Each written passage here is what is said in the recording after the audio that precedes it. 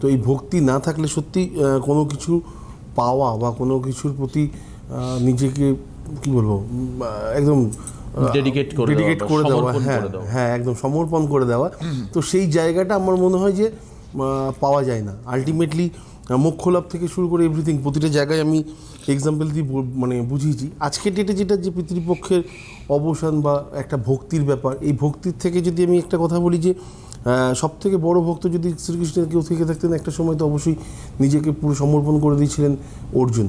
তো হঠাৎ করে যখন যুদ্ধ হচ্ছে তখন আমরা জানি যে অর্জুনের রথের মধ্যে মাত্র সারথি হিসেবে অবশ্যই শ্রীকৃষ্ণ ছিলেন, আরেকজন অবশ্যই ছিলেন যাকে হয়তো আমরা সবাই সবসময় জেনে উঠতে পারিনি। ধ্বজের মধ্যে যিনি ছিলেন তার নাম হনুমান, এবং তিনি বলেছিলেন যে আপনি যখন অস্ত্র ধরবেন না আমিও ধরবো না, কিন্তু যতটা সম্ভব সাহায্য করা যায় অর্জুনকে অবশ্যই করব।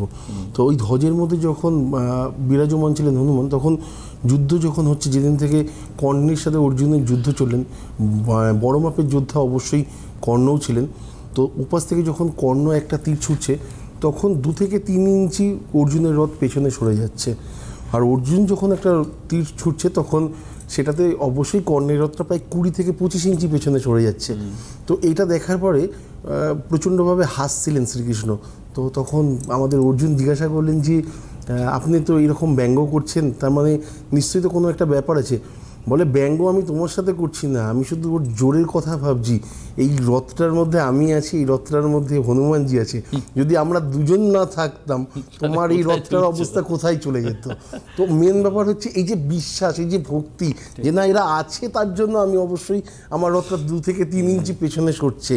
তো এটা বড় মাপের একটা ভক্তির পরিচয় দিলাম।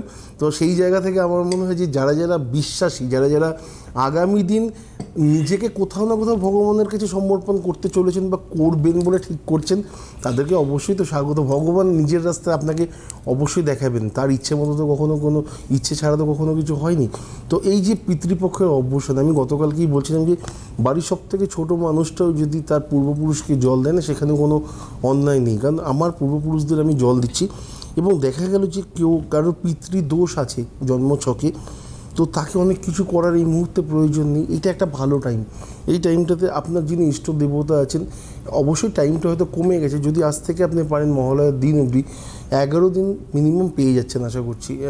21 তারিখ তো না, 10 দিন হচ্ছে, 9 দিন আপনি ট্রাই করুন যে এই 9 দিন আপনি তাই করবেন।